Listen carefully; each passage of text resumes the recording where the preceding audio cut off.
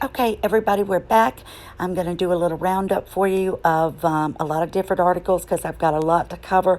So I'm going to put in as much as I can and try to keep this brief, somewhere around 10 or 12 minutes. All right, so let's go ahead and get started. The first thing we've got is, I'm going to go back up to the top. All right, let's see if this is it. Yeah. So let's start with, according to Taz, she put out a tweet and said, please be aware that this is not me. It is a fake account. So if you can see that, I guess it's on Twitter. And according to _Taz is a fake account. And I guess the Rumble account that was set up for Yankee Wally is also a fake account. And I believe Sue Smith went to Rumble, and I guess she's still going to try with Daily Motion too, although I couldn't get any of her videos up. And then we're Yankee Wally, we're still waiting to see where she's going to put her videos or if she's waiting on YouTube. So let's just be aware that this is a faker out there, and we've noticed this a lot. People are going to the different platforms and setting up accounts with our channel names. So this is something that it's Kate on a tour, and there's a picture of Princess Diana, and it says, the Duchess of Cambridge is wearing a pearl bracelet that used to belong to Princess Diana. It was passed on to Prince William after his mother died and is now used by Kate. So I love this outfit of Princess Diana, and she's got that stunning 3 or triple wrap pearl bracelet. Look at Kate. She's just absolutely gorgeous. So somebody will be upset about that, won't they? Because she's wearing Diana's jewelry. Now, this was on Joseph Magi. He reads the tarot cards, and he does a lot of readings on Harry and Meghan, the majority of them. Somebody had put this in the comments to him. It says that, sent this to him, and somebody else had commented, I guess, from the squad.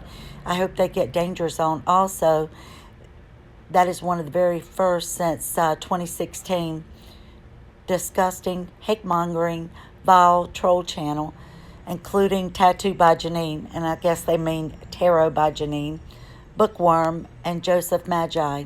So Joseph reported this on his video today. So I just wanted to let you know they're coming after everybody. They don't care if your channel is a tarot or if it's to give the news updates. That they're coming after everybody. But I didn't see Joseph on the recent list that came out today. Now, next thing.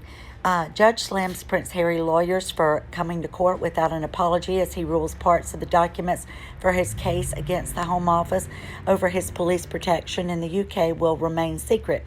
So this was supposed to have been secret. I guess Harry wanted privacy on this, and this was the reason why he was suing the Daily Mail, is because they stated that it was only after it was made public that he had this pending lawsuit over security, that then he came forward to offer to pay for that security.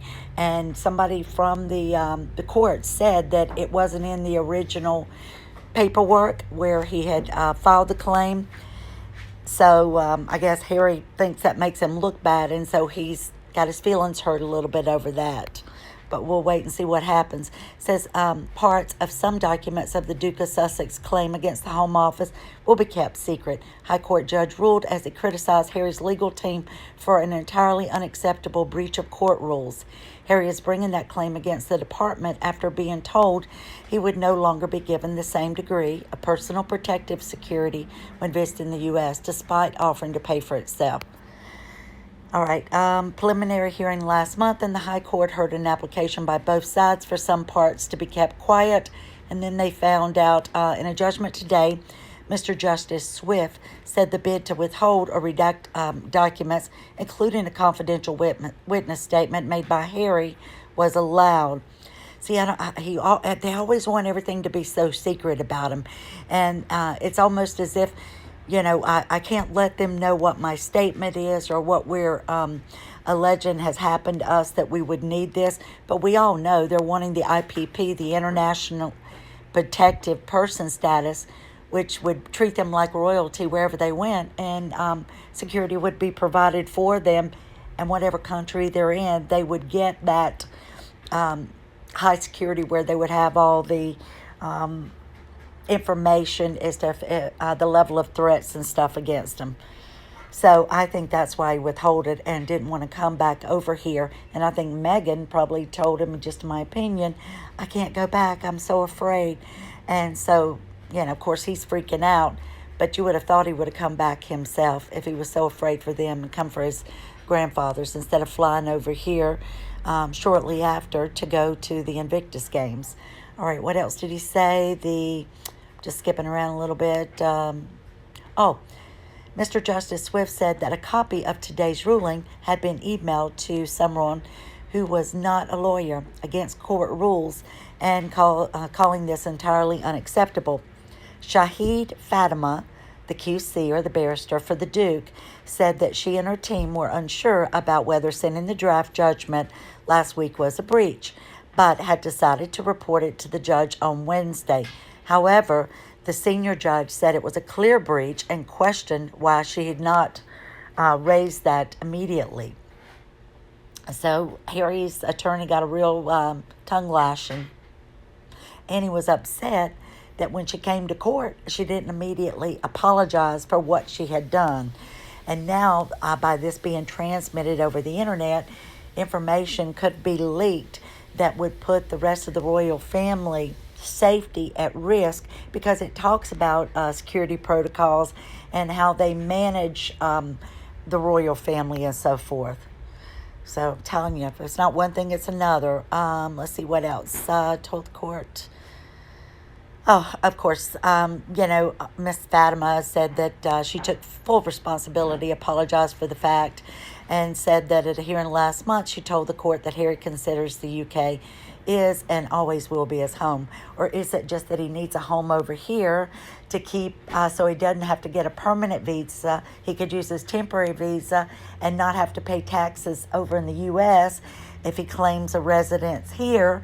But it was said somewhere in an article that he was wanting to renew a lease on Frogmore Cottage, but that the Queen and them had decided not to. So we'll wait and see. But isn't Jack and Eugenie still in the house?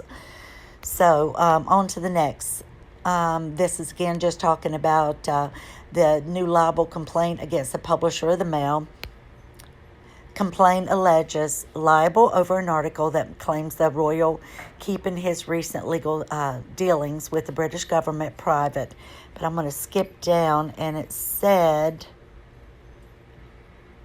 order to document statements related to those. Okay. On February the 20th, the Mail on Sunday published an article claiming that Harry attempted to keep the details of the case private, but then he said, since stepping down, and this was as a royal, that he no longer has that protection, and he wants the same level that he had before. And he's been told that, of course, if he's doing a royal function, he will be covered over there. But again, I think that they're wanting this IPP status. So, of course, Vanity Fair comes out and says Meghan Markle's online trolls have become obsessed with weird and false stories ever since Ellie Hall planted that with BuzzFeed. Then, of course, her usual, Newsweek, Vanity Fair, People Magazine, all of those that, just want to get a headline, and who can be paid to print a story in there for you, and who tend to side with her, said that, and according to a recent report, the Twitter account of the Duchess's half-sister, Samantha Markle, has also been spreading them, though she claims that she's been hacked. We don't know. I guess Samantha had a couple of different accounts, and it looks like that they had hers removed right after the lawsuit was made public, and at about the same time that, or might have been the same day that Yankee Wally's was. It says in it, they just make it so eerie. In a dark corner of the internet, this was the period when some insidious conspiracy theories were born. On Saturday, and they're going on about the BuzzFeed article, and we're not going to go into that, but let's say Skip down, said that these conspiracy theorists, they're talking about us, that she faked her 2 pregnancies and that her children were born to a surrogate, that her children might not even be hers. Meghan has long been a target for trolls, online abuse, and last year the data analytics firm sMole, here we go, Christopher Boozy, pointed out that about 70% of the abuse came from only 83 single-topic anti-Sussex accounts. The abuse is so bad in 2019 that Buckingham Palace actually changed its policies surrounding social media comments to address it. Well, it wasn't because we were going on there and saying anything bad, because even if we did, we wouldn't go on somebody else's site to talk about Harry and Meghan. We would just talk about them in our videos. But yes, they did. They were having them go through the comments and trying to go through and block people, or if something was there that was bad, to report it. But the attacks were coming on the rest of the family. The attacks on the platforms were not toward Meghan. They were toward the rest of the royal family. So yeah, they were trying to come up with a plan to fight that. And this was a new set of guidelines that they'd come up with. While the royal family social media channels are hugely successful, they've, like many other platforms, been a target of abuse. And it said, including outrageous accusations that Meghan faked her pregnancy, as well as more serious and violent racist and sexist comments. Come on, Vanity Fair. Really serious and violent and racist and sexist comments? You know that's not the case. The only ones that do that are actually coming from the Sussex squad. Plus, we're not a coordinated a group that does this. We all do everything on our own. On Monday, the family warned that it would take action against social media trolls who post inappropriate comments about members of the royal family. Then we've got, found this on Reddit. Saint Meghan Markle. Twitter puts out a statement, because Christopher Boozy did this whole report and he even sent it to Twitter. Twitter puts out a statement that they found no evidence of hate conspiracy against Meghan Markle. So what they're doing is saying the report that Christopher Boozy submitted, they don't see that there's anything wrong with our accounts. Will Sunshine Sachs update the thousands of articles that they put out that state otherwise? Of course. Now, we know that they've had all these other people write about it to say that there is a big conspiracy, and, well, it's not. And Twitter even comes out and says that. So then, of course, who do you have? Another one of her favorites. Newsweek comes out, and who were they in, the ball game with? Well, Sunshine Sachs. Meghan Markle troll accounts show no evidence of widespread coordination on Twitter. They put out one statement, and then they had to go back and retract it. And, of course, it's our Jack Royston, who favors them heavily, but I guess he had no other choice but to redact what he had originally written. The troll accounts that filled Twitter with thousands of hateful posts were mainly held by real people and not bots. That was another thing. They wanted to say that we were using bots to go after and troll them, and that we were using multiple accounts. No, we weren't. Not any of that was true. That was all made up. Twitter has deactivated just 4 out of 55 accounts that data analysis company sMole said were set up purely to abuse the Duchess of Sussex. So we knew that Yankee had lost hers. We knew that Yankee Wally had lost hers, but also Murky Meg. And I'm just wondering if it's because the UK rules are a little bit different and they really don't have the freedom of speech and freedom of expression the way we do in the US, because our amendments give us those rights. So it said the company identified a further 28 served to amplify the messages on this account. A Twitter spokesperson said, "Our teams are reviewing the accounts referenced in this report." And that was the one he had, 19 or 30 pages, when appropriate, against accounts and content that violates the Twitter rules, including potential violations of our hateful conduct policy and coordinated harmful activity. At this time, there's no evidence of that widespread coordination. The use of multiple accounts by a single purpose people hate accounts or platform manipulation. So they actually come back and say that what he insinuated was not true because they did their own investigation on it. Twitter suggested the term bot is frequently misused. Here's bot sentinel misusing the word bot, including to refer to accounts that people disagree with. And that's all we were. We had a disagreement. We were just voicing our opinions. However, and we don't go to them and attack them. We stay in our lane, do our own thing. They're the ones that come out and attack us, attack our pages, come in us with comments, dox us, put threats out on us. So, however, a message containing a veiled threat was among posts by the accounts chronicled in Bot Sentinel's report. They found one message. We don't know who this person is, so why wouldn't they list the name of the person whose it was? It says one tweet was found by BuzzFeed News. Out of all the accounts out there, thousands, they found one tweet that they thought, was threatening. Meghan Markle already thinks she's the Anne Boleyn of the 21st century. Henry VIII's wife, the one he had beheaded. Let's make her dream come true. And unbelievable. All right, so let's go on. So Bot Sentinel's Christopher Boozy also uncovered posts calling Meghan a lunatic, broad, and peddling conspiracy theories, including that the Duchess faked her pregnancy. Blah, blah, blah, blah, blah. Says that these accounts were blazingly coordinating on the platform, and at least one account was openly recruiting people to join their hate initiative. That's not so. Just because somebody would tell somebody, if you've got things you want to say, just start your YouTube account and we'll support one another, and that you should have that same freedom of expression, and don't let the threats and that are coming at us keep you from doing it.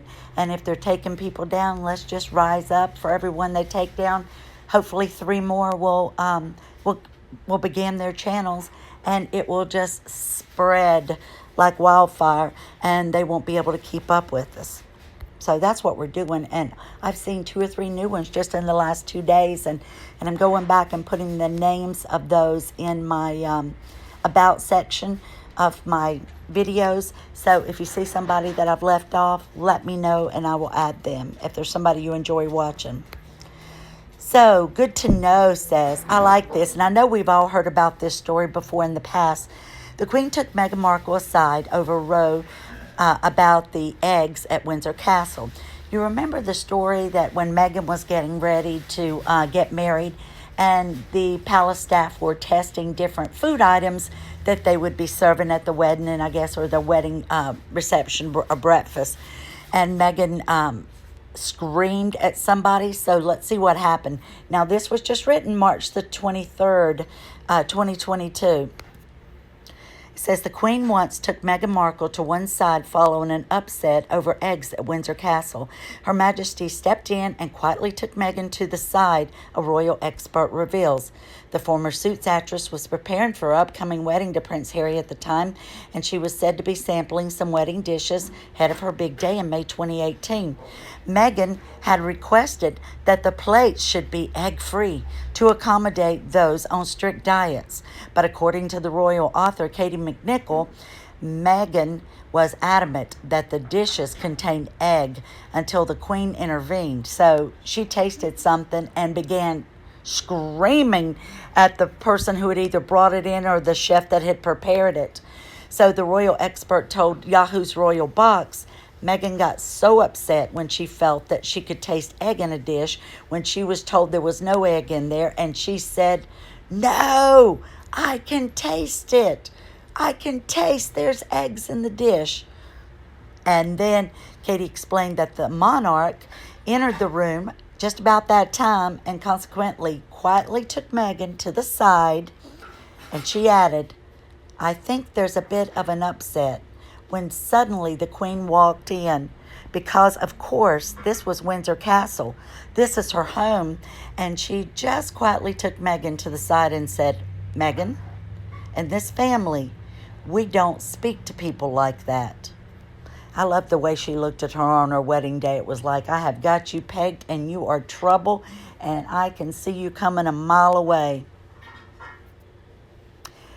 So, the Week says Meghan Markle to investigate labels that try to hold women back on Spotify podcasts. So, this was interesting. We've all heard that she's about to do the new podcast and should be out in the next few months, maybe by about June. She's going to upstage Prince William, and isn't that when they go to the United States for the Earth shot?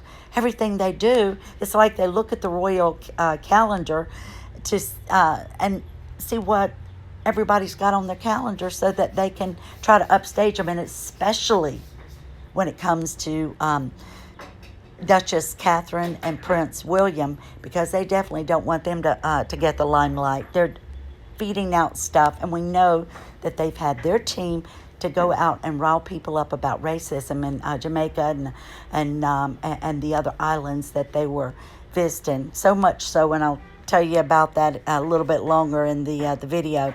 But anyway, so here's the interesting thing about it. So it says that Meghan will speak with historians and experts to uncover the origin of these stereotypes about women, Spotify said. A short teaser for the podcast was also released.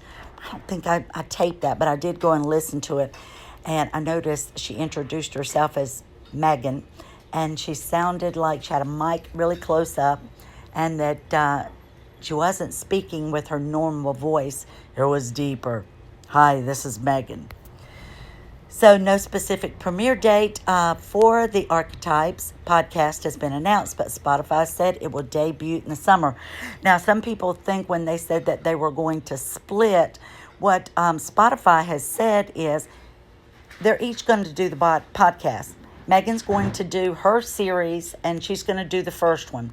Then Harry's going to come in and talk about whatever he wants to talk about. He wants to focus on the mental health aspect and I guess trying to tell people how they can better themselves and get mentally well. But that in the first one, Meghan would go first. This way they can gauge each of them's popularity and interest. And Harry would executive produce it. Then they'll switch off, and then Harry will do a podcast and Meghan will executive produce it. I'll be honest, I think they're both going to be a huge flop, and that they're going to end up losing those deals. And I think they need to quit just taking their sweet old time with it, because these companies are not going to let you hold on to their money and keep them waiting. There's too many other people that would love to have an opportunity to go in with no experience and start up their own podcast. There's those people who would love to be able to, with no experience, set up a production company and go to Netflix and come away with a huge deal to make content for them. So far, they really haven't had any luck, and it's been over a year now, and we still don't know how Pearl is going. And it's the reason why she didn't get to go to Elton John's AIDS Oscar preview party, because of her now broken relationship, allegedly, with David Furnish, Elton's husband, because he was on there doing music and I think direction. So I think they had a little falling out, and it's been rumored that he is off the project. Now, whether or not she was able to get him to stay, I don't know. But he's probably went back to Elton and said, this woman is just nuts. You can't work with her. She's a control freak. You know, she loses all of her staff. And why do you think that Netflix had to go out and try to hire a production team for them? Why do you think Spotify did the same thing? We saw the ads, in the paper. Because nobody can work with them and they don't know what they're doing, but they won't listen to anyone, allegedly, and in my own opinion. So then we have Christopher Boozy go out and take a screenshot and put this out on his Twitter. Here is our Sue Smith, Long Sally, and she's given the Rumble account because we were having trouble at Daily Emotion. So everybody go look for at Long Sally on Rumble, and she's put the link there, but you should be able to search for her name. And it said, I've started a Rumble account. Let's see how long it lasts. So Christopher Boozy decides he's going to take a screenshot and tweet it out to his, 70, 80,000 followers. After being suspended on YouTube and Daily Motion, Long Sally is now trying to spread her anti-Meghan hate on Rumble. It's not. We don't do hate speech.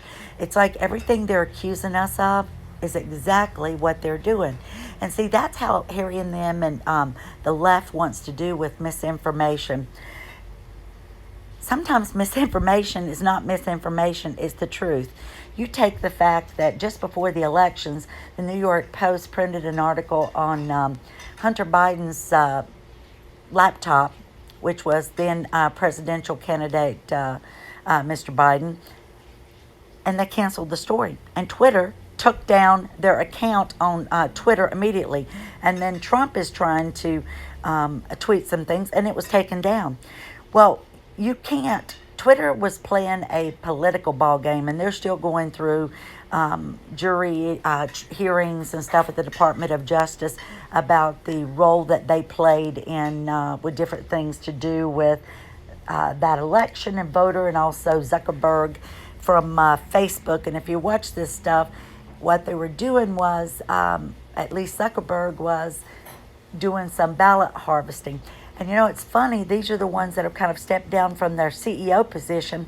And by doing that and putting someone else in there, and by making their companies LLCs, they make it so people can't go after their mega millions and billions. Because I know that Facebook, who owns Instagram, Zuckerberg is, I think, listed, I forgot the last time I looked, and it was a few weeks ago, maybe third on the list as the richest people. So we know he's definitely a multi-billionaire, along with like Bezos from Amazon. But anyway, let's keep going. So then I saw this. Tucker Carlson, who is has his own show on Fox News, said this. He said that this show, talking about his show, has just learned that we were suspended from Twitter last night. What was our crime? We dared to highlight 2 accounts that Twitter... Sorry, let me get my dog. He can't jump up on the couch. Excuse me just a second. Here you go, baby. Come on. Well, sometimes he can jump up there and sometimes he can't. But, all right, let's see. Lost my train of thought. I apologize. He said that, what was our crime? We dared to highlight 2 accounts that Twitter has banned. Charlie Kirk and the Babylon Bee. There was nothing hateful about either one. Both had noted that biological sex is fixed at birth and as acknowledged by Homo sapiens for the last 300,000 years. So they all lose their accounts. And that's something, that's what we're talking about. Our free speech is definitely being taken away from us. Now, this was a cute little thing that, and I don't know, somebody else had retweeted this, so I don't know who the creator was, but they've got Best Con Actress for the Oscars, Meghan Markle and the Royal Swindler. Let's see what else. Oh, yes, let's cover this. Let me look and see. Oh, nope, I went too long. Let me save this for the next one, and I'll be back with you soon. Okay. Thank you, guys.